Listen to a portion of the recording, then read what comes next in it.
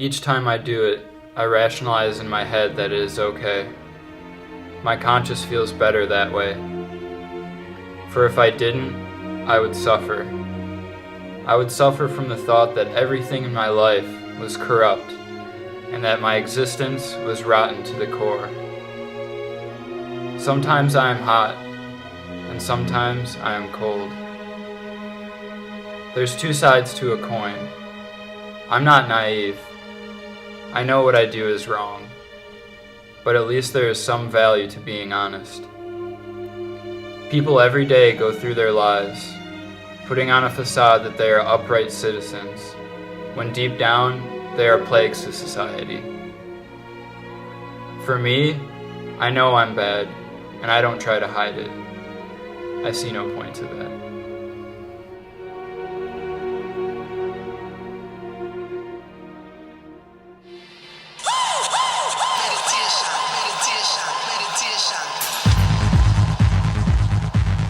So, what is it that I do to get by? To put it simply, I hack into millionaires, no, billionaires' bank accounts and take their money. But that's not all of it. I dig into their lives and find dirt on these guys. So that way, if they are to catch me, I blackmail them with their own crooked hearts. Man, these guys are shameless. The last guy I hacked was part of a child prostitution ring that took in girls from Russia as young as 12 years old. When I hacked into his bank account, his financial advisor had noticed an unaccounted decrease in the checking fund. Somehow they were able to trace it back to me. I guess I was sloppy that day and didn't cover my tracks. Anyway, so I sent the bastard an email saying that I knew of his little prostitution ring, and that if he were to try to arrest me, I would contact not only the FBI, but all of the major newspapers in the state. He gave up, and I walked away with $20,000, chump change to these rich guys.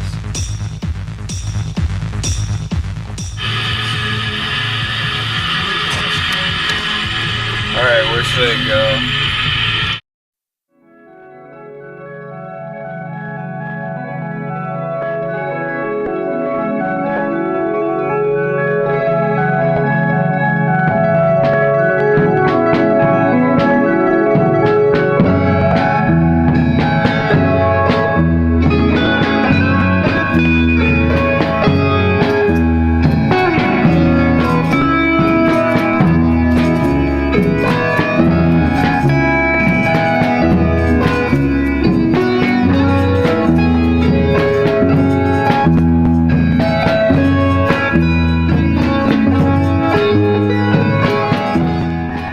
I hate sunny mornings. The sight of all those people happily toddling off to work and school makes me feel lonely. I've got nothing, I mean nothing to do in the daytime. No business to conduct and no one to see.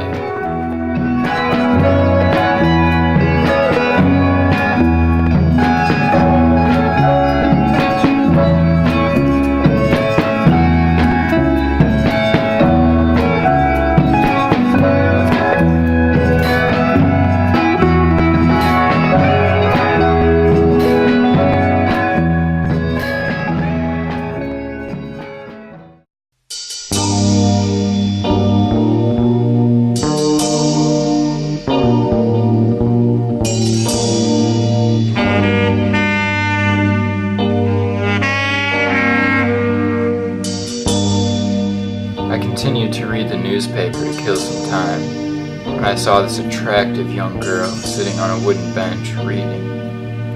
She sat there with her legs crossed and dangling, swinging back and forth over the side. She held her book in one hand while the other was used for playing with her hair. She sat there softly humming, turning a page from time to time. She seemed so laid back. She looked so cool. I stole up behind her and tried to see what book could be so engrossing. I skimmed the page over her shoulder. It was a heavy, abstract tome on literary theory, too dull for words. I was at the point of walking away when I heard her say, "Over your head?" I felt myself blushing. I didn't know I could still blush. Amazing. Right, so you're a student, but isn't this business of reading in the park a bit of a put on? Yeah, but I've been here all afternoon. Look how much I've read.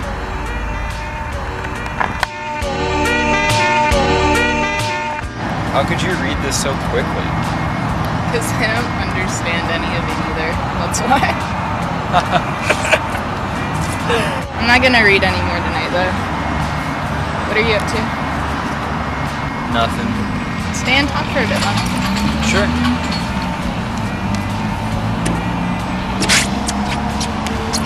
So, what university do you go to?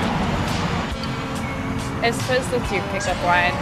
And you'll tell me where your campus is and how close we are to each other, how easy it would be able to see each other a lot.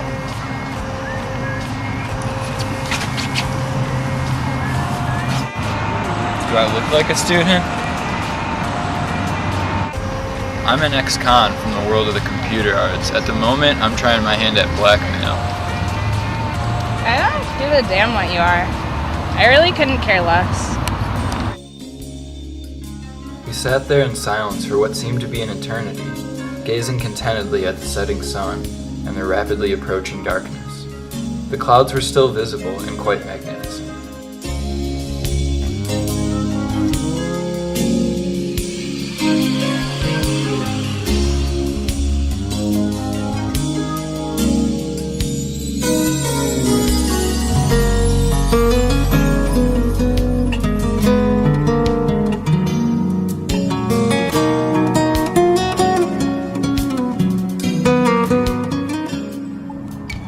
That cloud looks like Mark's. And that one looks like a pirate.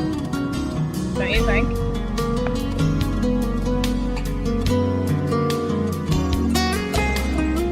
How old are you? You haven't had much experience with women, have you? No, I haven't. I could tell from the moment I saw you, you're just a kid. Hovering over there in the distance, trying to pluck up the courage to come talk to me. You're afraid I was gonna say something to embarrass you. Actually, I've slept with more than 100 girls. You have a moronic laughter. Lay off, okay? I'm not dumping on you. To tell you the truth, I've been going out with someone for over a year. Some dumbwit classmate of yours? He's definitely no dumbwit. He's a cadre in the student union. Doesn't that prove my point? You can't get much worse than that. You should talk. Your mother's the only one that's ever kissed you. If I were him, at least I'd be man enough to sleep with you. Tell me, does he? He respects me. Respect? Bullshit. Give me a break. You don't really think I was born yesterday, do you?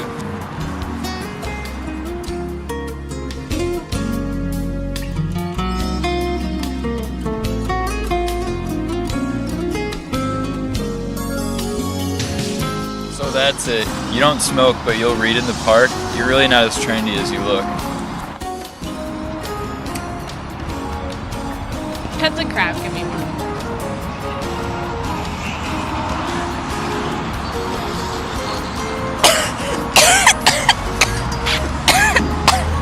I'm beginning to believe this business about 100 girls.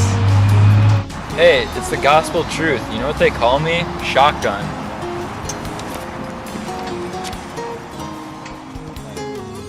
Hey, how about a little name and address action before you go? So, I thought you were different than the rest, but you're just as crass as they come. Okay, so I'm crass. I won't hold you up if you want to go, but if we meet again, we're friends, right? Sure.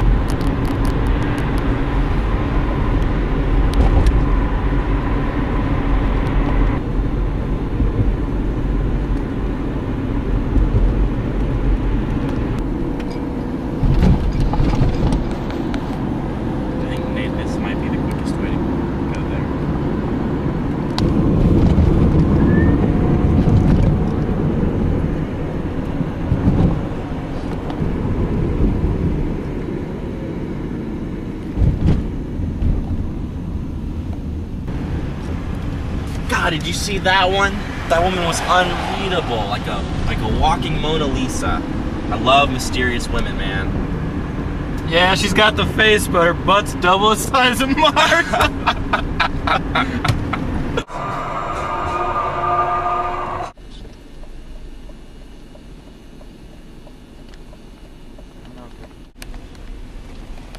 Hey, don't you recognize me? Oh, it's you. What a coincidence. Do you know him? Yeah, what are you doing? Oh, just looking for you. I can't stop thinking about you since I met you. Hop in. Headed.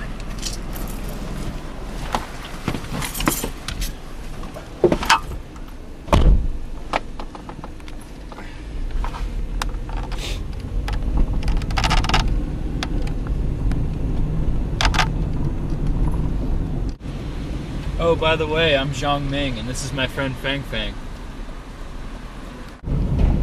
This is my brother Chen Wailing. I'm Woody. T. Oh, right. That means terrific. Yep. So where are you headed? To the auditorium just around the corner. Oh, what movie? Oh, it's not a movie, it's a lecture. Young readers discuss spiritual civilization. What the hell is that? It's probably one of those student things. You're studying art subjects, aren't you? How did you know? It's simple. Women who study science look like the back end of a bus. You're outrageous! We study English. And what are you, taxi drivers?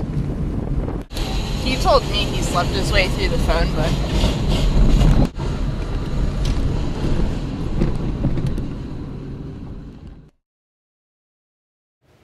I told her to meet me at Pioneer Square at 4. I had no idea whether she would show or not.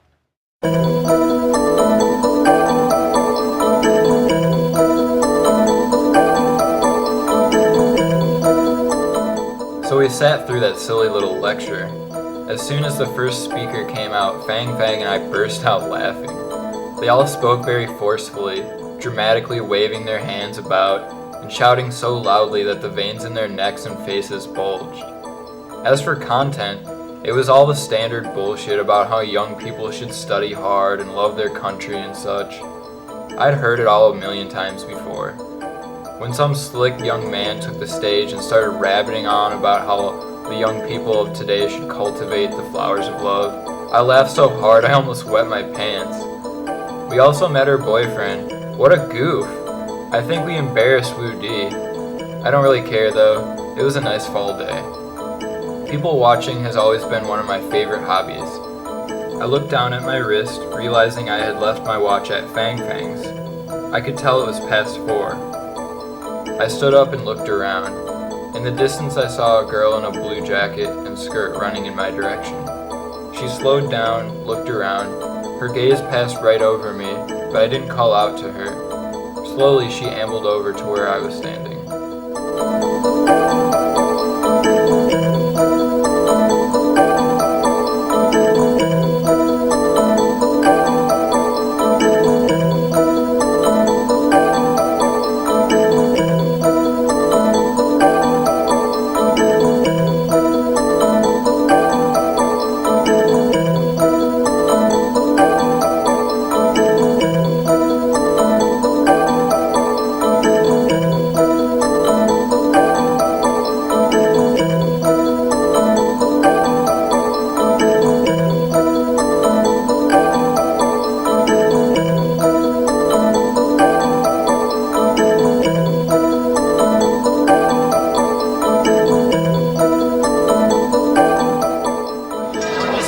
Spot me or not? Am I that inconspicuous?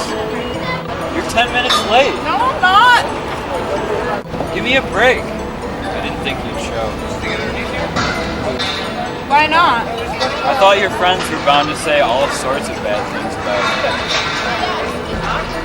They didn't really put you down.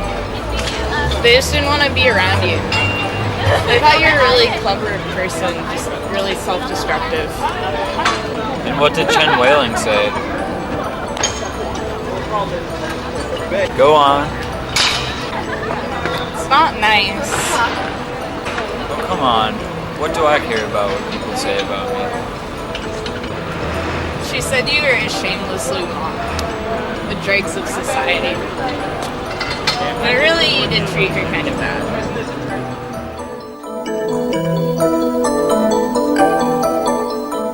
Wu Di and I walked around downtown for a little bit.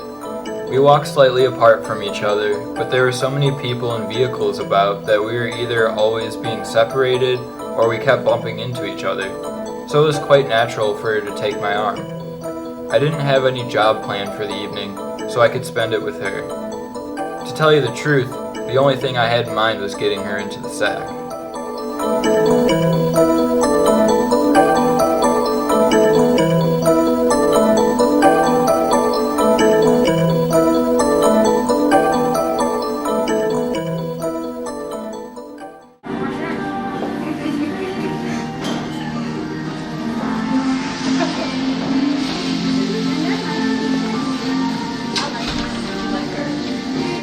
Like the sky, the night sky being like a round sphere. After the waiters served the meal, they retreated to a far corner. I know the best way of chatting up a girl who despises everything conventional and fancies herself a nonconformist is to make yourself out to be a bastard. Not only will she think you're more interesting, she'll even like you better for it. It's just like if you describe someone as being really hideous, when in fact they're really not that ugly. A girl will then try to find your good points rather than being hypercritical, just looking for your faults.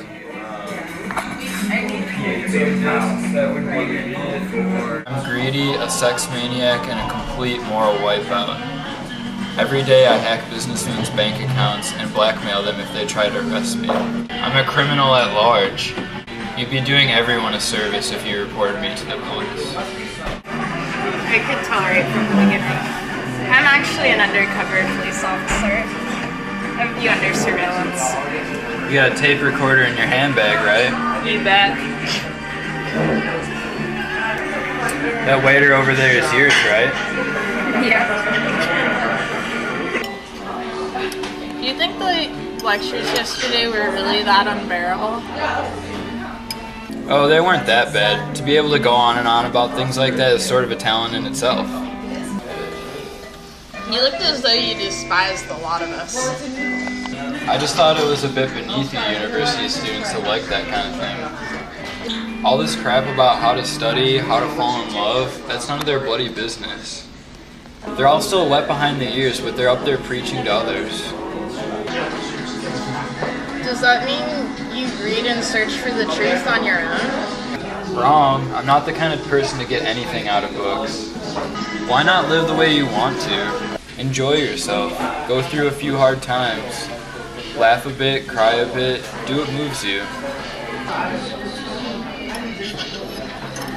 You have to take control of your own life. You have to take control of your own life. But can't you learn from other people's experience and mistakes? I don't want to know how things are going to end. The more vision, the less excitement. If I knew every move at each step of the way, I'd lose all interest in living. So I don't waste my time. Eat, drink, and rage to the limit.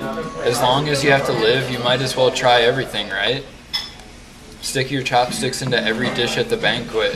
For instance, a week ago, I never dreamed I'd meet you, and now here we are having dinner together. Who knows where things will go from here? It could be quite interesting, couldn't it? Don't you think this is fun, what life's all about? Tell me, what do you think could happen between us? It's possible you could fall in love with me, and I could fall in love with you. But I already have a boyfriend. So what? Perhaps this boyfriend will turn into the person you most detest. Perhaps you'll even die at his hands. Life is revealed one step at a time. You can't tell if it's going to be a comedy or a tragedy. Do you like sad movies or comedies? I like sad films. I love it when a movie makes me cry. I'll definitely make you cry. You want to hurt me? It depends on what you mean by hurt. For instance, if you fall in love with me, Go on. you fall in love with me, and after we finish dinner, you go home with me. I fall in love with you. Let's say I fall deeply in love with you, but you're a fickle kind of girl, and you fall in love with someone else. I'm grief-stricken, but nobly, I let you go. Years pass by, we grow old. We meet again by chance in this restaurant. I'm all alone in this world. You're also unhappy in your old age.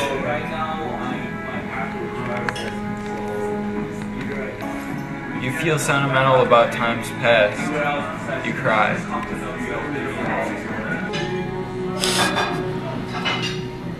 No. The only possible scenario would be this.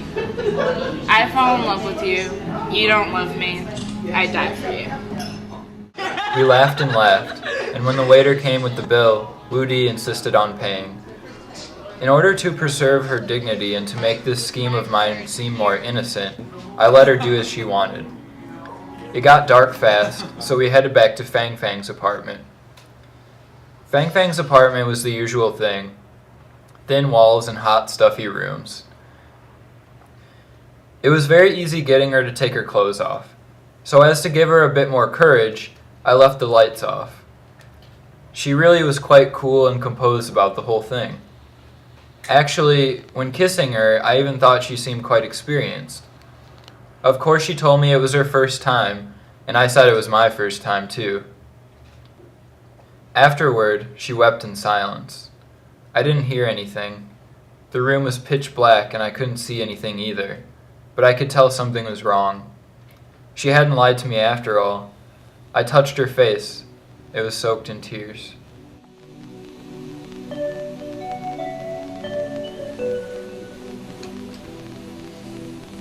It really was your first time.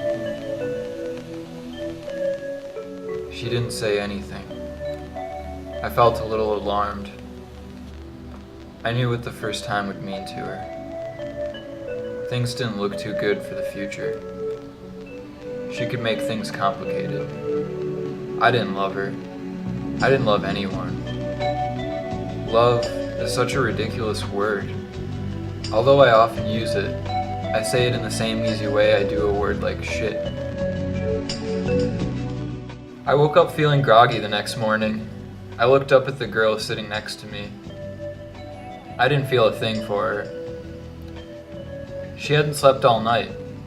Her hair was all tousled and she leaned over, looking at me with her bright, teary eyes and kissing me.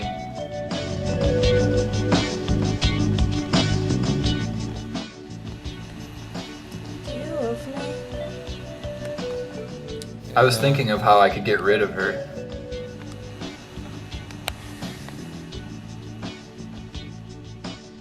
I love you too. Really.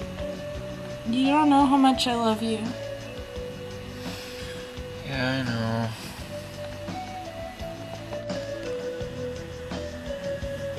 Till we get married.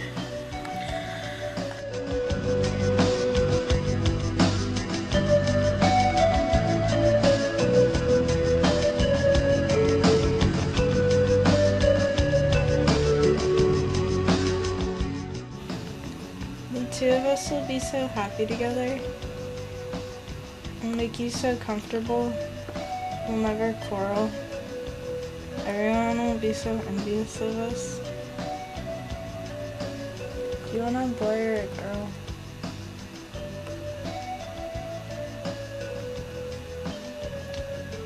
A neuter.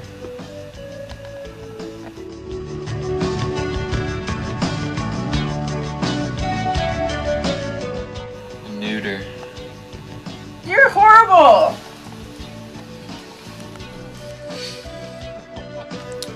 I'm really tired, okay? You should get going to class. I'm not going. Hey, come on, you really ought to go.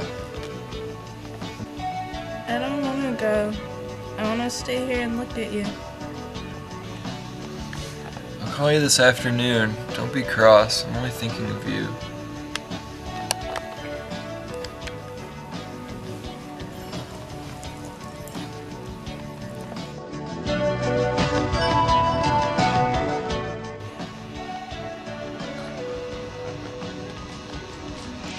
When are you gonna call me?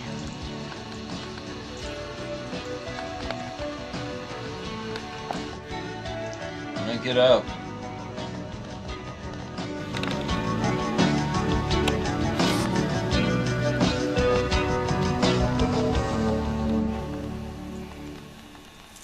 Make it as soon as you can.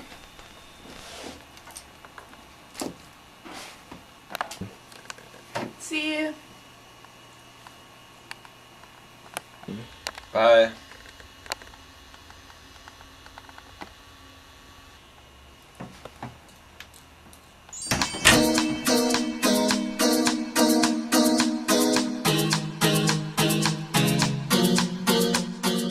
I stared stupidly around me for a few minutes, and then turned over and went back to sleep.